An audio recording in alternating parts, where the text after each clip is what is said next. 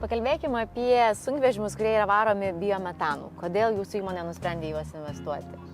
Daug yra privalumų biometano, bet visų pirma, tos investicijos turbūt galima išskirstyti į investicijas, kurias kaip gamintojas, kaip mes matome, atsimuša į tam tikrus sutaupimus klientui. Tas pats biometanas, kaip dujos, netgi šiuo metu Lietuvoje, jis yra pigesnis kuras už dyzeliną. Antras dalykas yra tas, kad techniškai pats biometanas kaip kuras ir kaip technologija biometano, tai jinai nieko nesiskiria nuo kitų vidaus degimo variklių technologijų. Technologija yra žinoma, jinai yra daug metų jau puoselėta ir tikrai labai tvari. Trečias turbūt privalumas, biometanas yra visiškai atsinaujinantis kuras.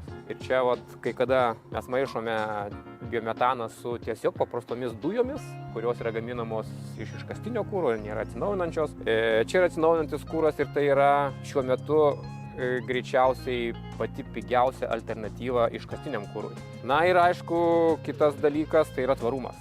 Apie ką mes visi kalbame. Toksai automobilis šiuo metu, jisai greičiausiai tikrai yra vienas iš tvariausių rinkoje iš komercinio transporto sprendimų. O dar galima pridurti, kokie yra biometano privalumai, kai kalbame apie, lyginant, tarkim, su kitomis degalų rūšimis? Na, tai kaip ir minėjau, tai yra visiškai atsinaujinantis kuras. Ir vėlgi nereikia maišyti su paprastomis dujomis. Paėmus visą gamybos ciklą šito kuro, tai yra pilnai atsinaujinantis kuras, visiškai alternatyvus kuras. Tai yra labai didelė paspirtis jį naudoti, ypač kai turime tikrai labai ambicingus tikslus tie gamintojai, kurie turi pasiekti tam tikrus tvarumo tikslus iki 30 metų, iki 35 metų. Tos pačios valstybės turi tos pačius tikslus užsibrėžę. Tai tokio tipo transporto priemonės varomos biometanu, jos tikrai gali stipriai prisidėti, ypač dabar, prie tų planų įvykdymo.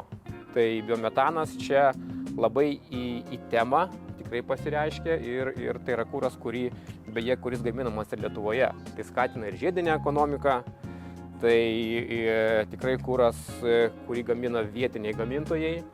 Šiuo metu tie gamintojai, kurie jį gamina dažniausiai ir eksportuoja, kadangi Lietuvoje tokio kuro naudojimas nėra dar toks didelis. Tokių automobilių varomų biometanu labai daug nėra.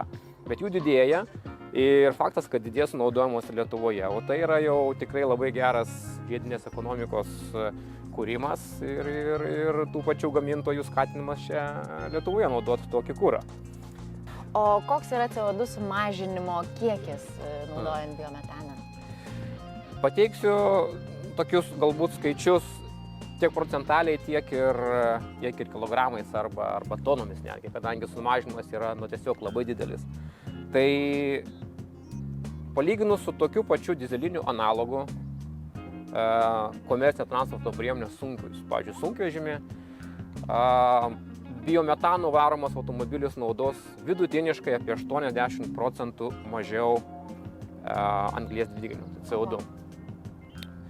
Tai yra tikrai daug, jeigu paėmus ne procentaliai, o sakysime skaičiais paėmus, tai galiu pasakyti taip, kad per visą automobilio pirminį gyvavimo ciklą, o mes jį skaičiuojame apie 7 metus nuo automobilio įsigijimo iki pardavimo antram klientui, galima taip sakyti. Toksai automobilis naudoja apie 450–500 tonų CO2. Tai įsivaizduokite, 80% sumažinimas, tai yra apie 350 tonų sutaupimas. Tai 350 tonų vienam automobiliui per savo gyvenimo ciklą. Tokių automobilių Lietuvoje naudotų sunkiųjų važinėja apie 4,5–5 tūkstančius. Tai idealiu atveju, aišku, jeigu visi pereitų prie tokio kuro, tai sutaupytume milijonus tonų CO2, bet tai yra idealus atvejis, bet skaičiai sako patys už save, tai yra tikrai labai daug. Tokie automobiliai, būtent kuras ir alternatyvus kuras ir alternatyvų kurų varomi automobiliai, jie yra skatinami netgi valstybiniu mastu, yra vyriausybės subsidijos, kurias klientai gali naudotis iki 50 000 eurų biometanų varomam automobiliui šiuo metu galima gauti.